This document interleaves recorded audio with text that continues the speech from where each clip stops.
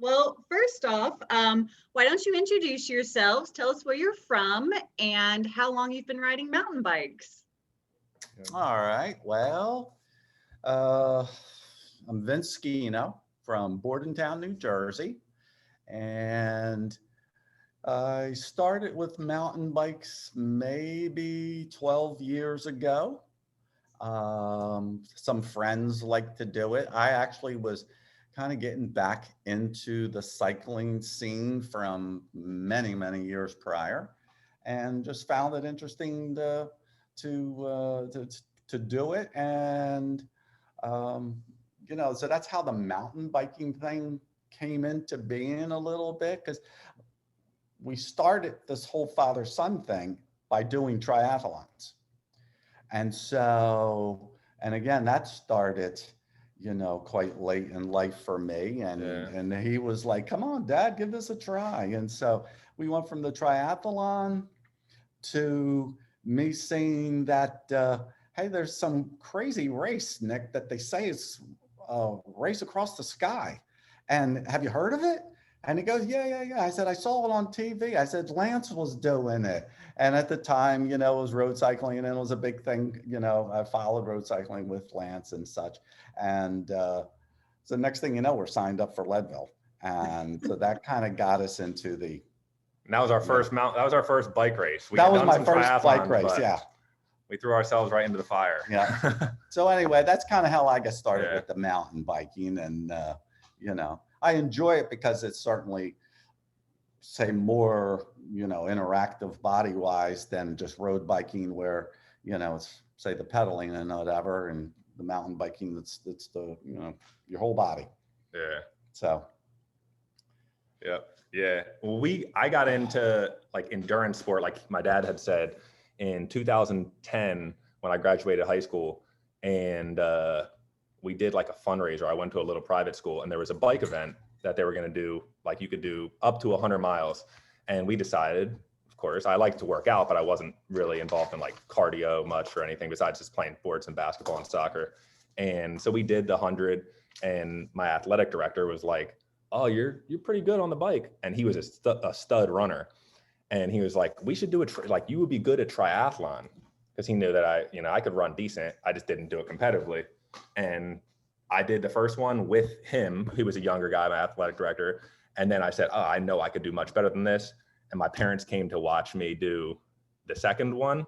And that was where my dad was like, this is a really cool like environment. Everyone's like pumped for each other and just like good energy. And that was when I said to him, well, let's do it. So, yeah. And then we got into mountain biking a couple of years later when I was in college, and then we literally off to the races. We just kept one-upping it each year until we were doing La Ruta a few years later and Leadville a few times, and Cape Epic, the Pikes Peak Apex, and Pikes Peak Apex, yeah. So we've been having a blast, and it's awesome because even when we weren't doing like a race side by side, having the same race to train for has been a really cool bonding experience to hype each other up when we have tough workouts to do and go riding together, even if I have to do my own thing for part of the ride, sprinting up some hills. And yeah, so it's been a lot of fun. Definitely has to be an adventure to embark on all of these big endurance races, all these big, like, bucket list type of Leadville and La Ruta. How did Pikes Peak Apex come across your radar, and who had to convince who to join in? Well, I'm the one who, first of all, I'm coached by CTS. Both of us had been, and then Nick recently, a few years ago, let his coaching go as he's pursuing work a little more.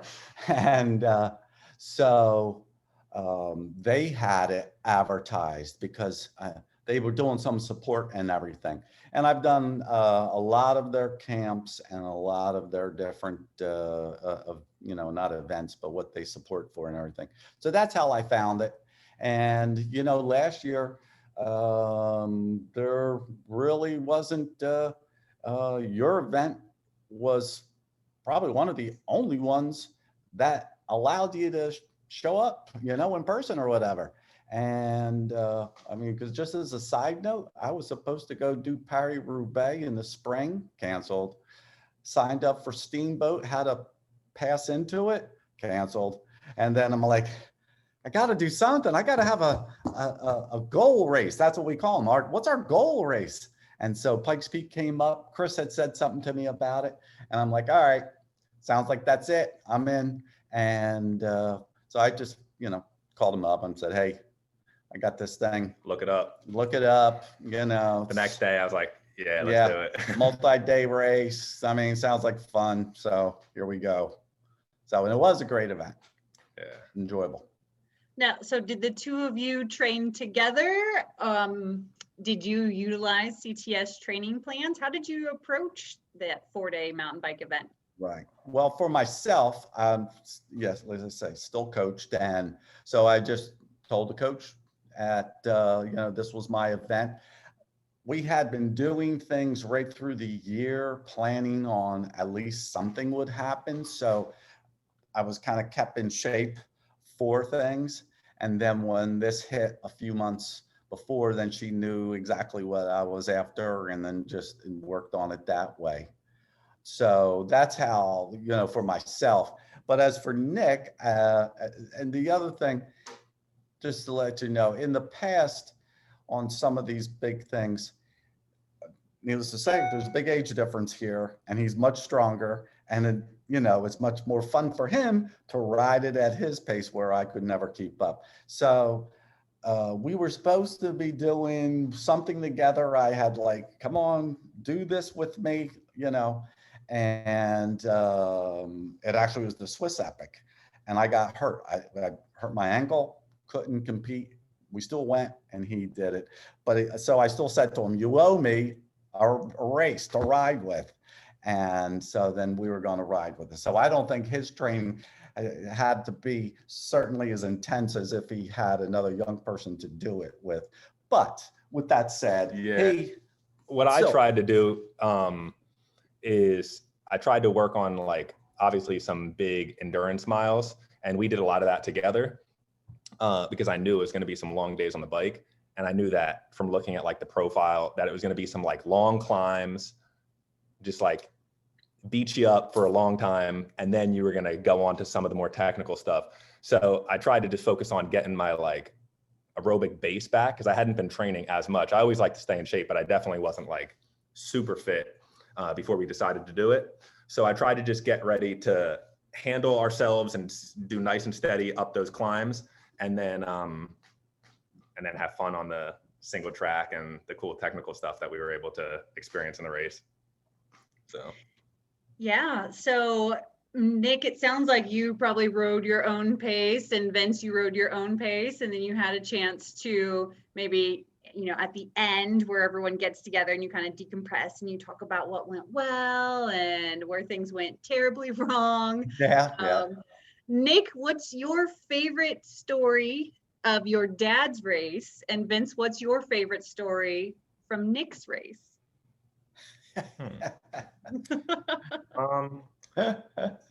I think,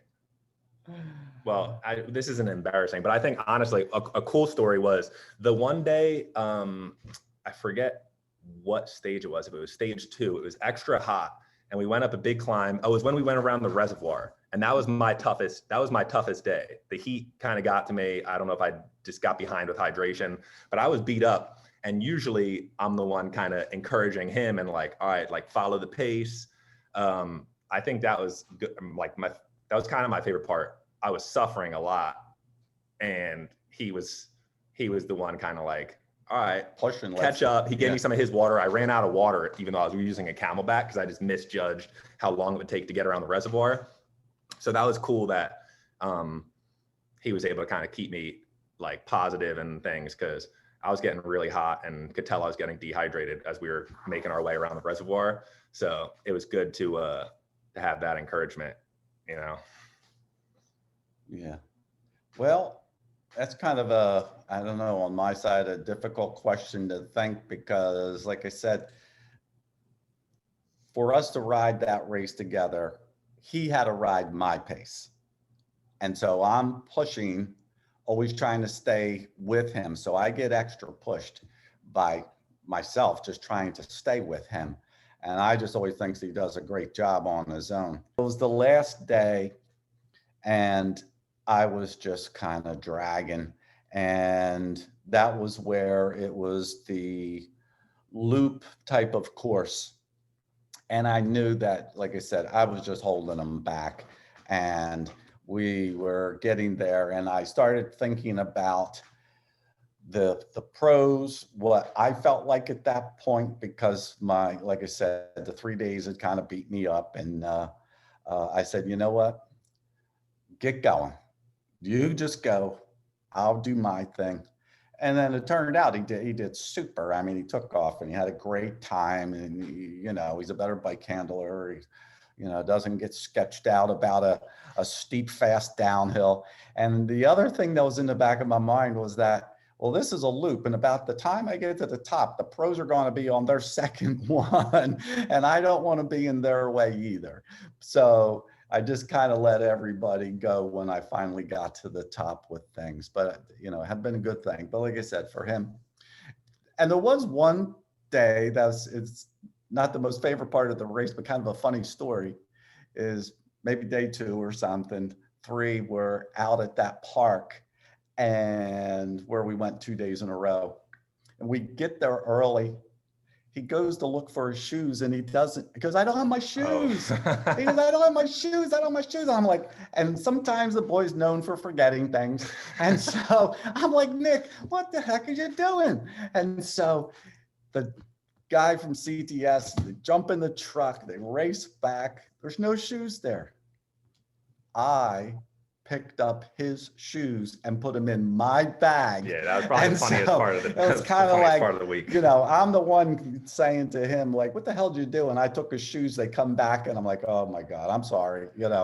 Let's get going. Yep. So, but as for a ride, I thought it was a tough ride because of all the long hills. And like I said, I think the altitude certainly played a part for us. Yeah, absolutely. That's a very tough part for anyone coming outside of Colorado. So Yeah. Nick, one of your lowest points was kind of getting to you on that Rampart Range day. What was your favorite part of the race?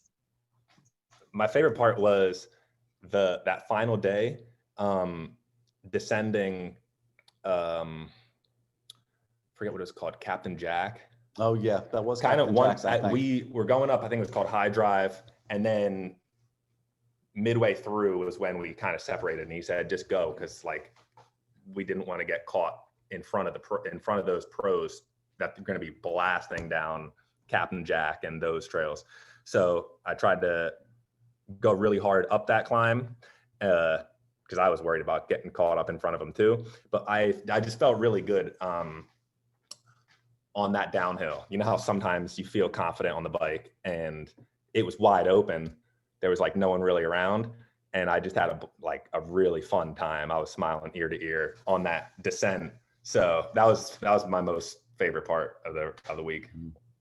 Absolutely. And Vince, how about you? Was it Captain Jack's, or was there another part that you? No, really I'm going to say that the second and third day, I mean, I'm one for, I love the beautiful terrain and looking and when you do get a chance to look around. The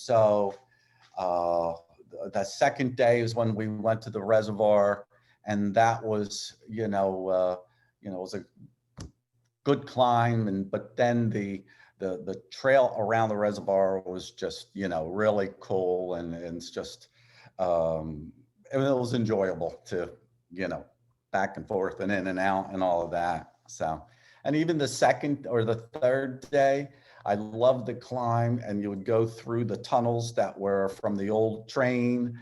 And, that's kind of stuff, like I said, we live here at sea level, I'm at the ocean, but, that's what I see all the time. But that's why it's so much I love about Colorado, because it's so diverse, and, especially in the mountains, I love that. Absolutely. So which bikes did you choose to ride? Were you hardtail? Were you full suspension? And what width were your tires?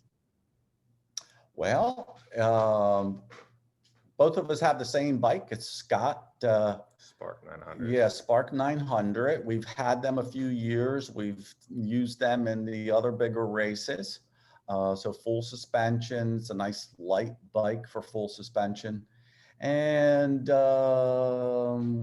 both had the same, Maxxis was the brand on tires. And I forget the model. Not super, aggressive, but it wasn't, a real trail. I don't say trail version, but the, thin, mild pattern to them. So, yeah, I felt that was a good combination, especially in some of those areas where it was kind of sandy. They're a tough tire for rocks and things. So I rather, give up the weight difference and instead of having a real lightweight tire and have something I know is going to hold up. And the one thing I'll add, we both have, I forget the exact model, but it's just like a cross country version of a dropper post. And we added it made it a lot more comfortable on some of the descents and some of the technical aspects of the race. It just was a cool, I'm happy that we had it. I wouldn't say that you needed it for the race, but it made it nice to give you some, extra comfort and stability on some of the fast downhills. So, yeah. I really like having the dropper post in Colorado for sure. Yeah. For the longest time, I didn't have it. And once I got it, I'm like, man, I was missing out a lot these last several years. Yeah. Yep. Absolutely. So 2021, things are opening up a little bit more. What father-son adventures do you have planned this year? And do they include the Apex again? Well, the new adventure and goal race this year is the Steamboat Springs gravel.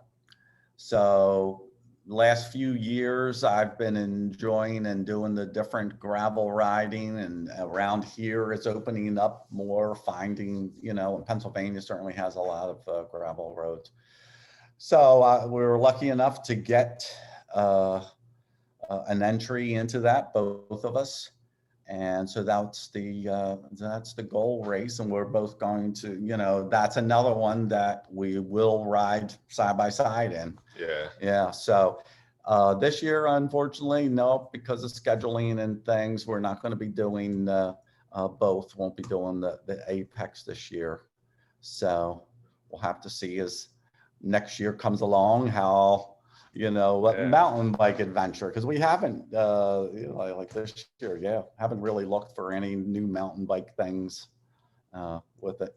So well, Micah Rice, who is the Pikes Peak Apex event director, is also the director of the Steamboat Gravel, so that's going to be an amazing event as well. Yeah. So my last question for you both, and Nick, we'll start with you. Racing and riding and doing all these epic adventures as a father and son team, what's one thing that you've learned about your dad and how he deals with, we can call it adversity, we can call it stress, while you're doing these events together?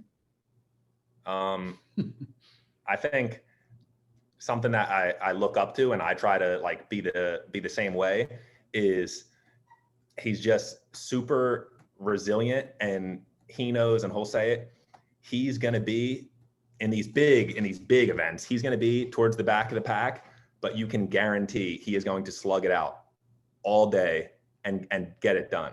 And he got, in the Pikes Peak Apex, we were at the very back of the pack for many of the days, and day after day, we got it done. He got it done. So just being resilient and not, and keeping a positive attitude and just get it done. And he has a joke he always says, and he says, old but not dead. And he just gets it done. And I think that's important in bike racing. Just keep your mind focused on what you have to do, be resilient, and just grind it out, and you'll be able to do anything. I love it. And Vince, the same question to you in regards to your son. What do you admire about him as you compete in these events together? Yeah. My God, I don't know. I don't want to use the same thing that he was saying, but just, as a dad, I'm just very proud of him, in all respects.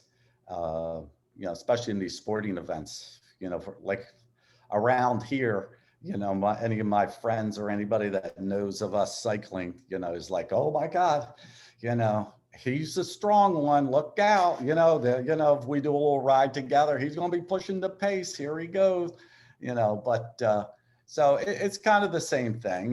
He's got resilience, and he puts his mind to it. He's not going to fail either, and stays right with things. So the one thing also with us as a father-son, I also have another son, but we're a very close family, the four of us, and we work together. They are now part of the family business. So we're together constantly. So it's not like maybe where my son works elsewhere and I work elsewhere. And so now that is like our only bonding time. I get to be with them all the time. So I get to know the person that he is, and he's a very compassionate person, Sometimes you think somebody a little on the tougher side is not going to be that way, but he is. And it's like, so it's just been, as a dad, you can't ask for anything more with how it goes. So. Well, it's been lovely talking to you both this afternoon. Thank you again for taking some time to join me. Yeah, thank you. Thank you, Samantha, and good luck with everything this year. I'm sure maybe we'll see you guys it'll next be year. even better this year because without COVID, more people. But I thought even with the COVID protocol and stuff, things went off. It was an awesome race. We were super impressed. Yeah, we couldn't say that enough when we were out there and after the race when we were heading back to New Jersey. Yeah. Well done.